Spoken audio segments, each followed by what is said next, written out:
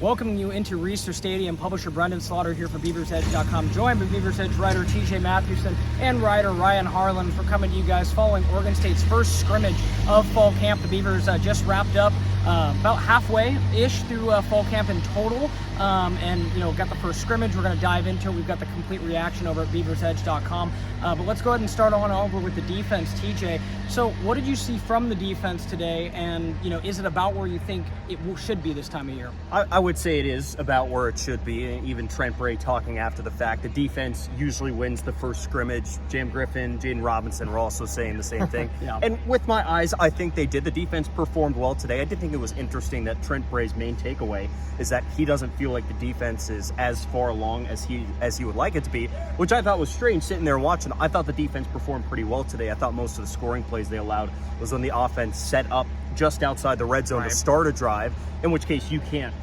blame the defense for that when you start on the plus 25-yard line.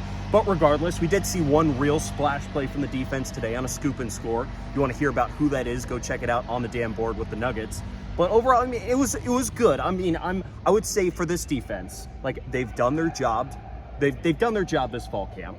But this scrimmage sort of told me what I've thought. I've been whelmed. Is that a good way to put it? Yeah. Whelmed with the defense. It's been fine. Nothing amazing. Like, I think, like, looking at this defense from last year, there's certainly, it does check out. There's a lot of new guys. Yeah. You can really see that in this group, and maybe it'll flash a little bit more as they get more used to it, or maybe they won't because it doesn't have the same star power, the same talent as the unit last year did. Totally, and like TJ mentioned, there were for the most part, I would say the defense, as far as the quote scoring system they kept today, the defense did win. Again, that interview between Jam Griffin and Jaden Robinson, you could tell there was a little back and forth fun between those guys on who actually won. But truth be told, the defense did win. And moving on over to the offense, it was kind of an inconsistent day. There were some moments, but for the most part, not consistent scoring drives. We saw quarterbacks being rotated around quite a bit. There's definitely not a clear pecking order on quarterback as we currently stand. Trent Bray basically is like, yeah, that's not really something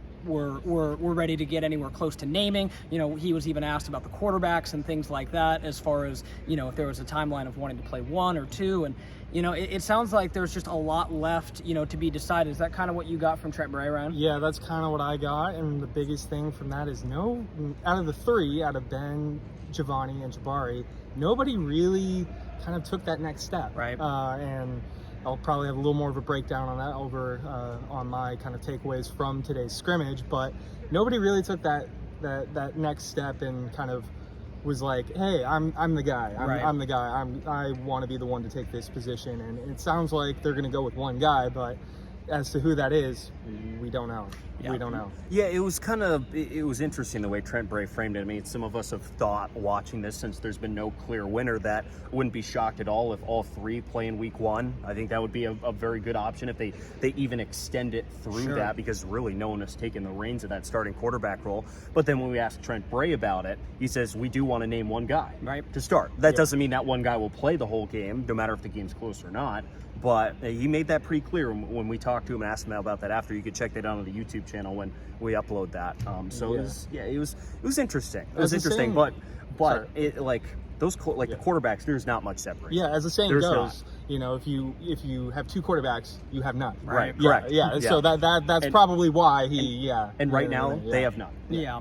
And that's to say, we obviously still have another scrimmage this next week, and really, a couple more quote weeks of fall camp that's only going to be open for the media for about another week and a half. But obviously still some time left to be fleshed out there. But in terms of the good from the offense today, the offensive line still looks like the strength of this unit. We've kind of talked about it in our reports all week. It's kind of been the same relative five guys. They're kind of moving stuff around, but a lot of continuity, a lot of experience there. And then the Beavers have two great running back starting options in Jam Griffin and Anthony Hankerson. Another guy who caught my eye today was Saladino Law, the freshman running back. He made some sizable plays, and Jam Griffin even mentioned him as well. So lots of little things, but we still need to see a lot more as we approach the second scrimmage and ultimately get closer to the start of the season. Of course, yeah, especially to that tight end room as well too. Nobody really kind of at least for me, nobody stood out a whole lot after Jermaine Terry. Right.